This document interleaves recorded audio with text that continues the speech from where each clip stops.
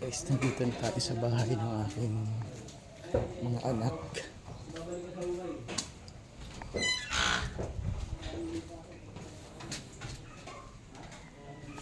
Tignan natin kung may kanin ba dito. May kanin ng ulam. Ay, kung nakalimutan ko yung ulam dito.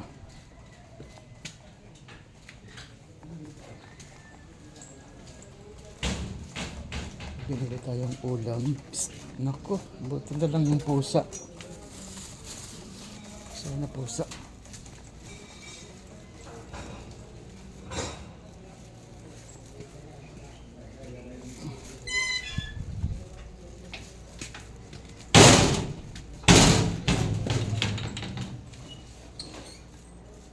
Ay, tulog pa si Kurt. Tulog pa. Akitin natin sa taas. Akit tayo sa taas. Sa second floor ang bata.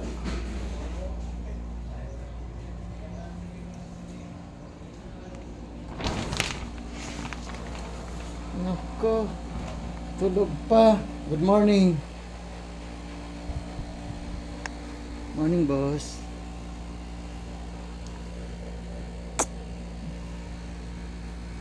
Tulog pa, puyat. Ay. Bye-bye guys, see you mamaya. Gising na. Anong oras ka ba natulog kagabi? Sige na.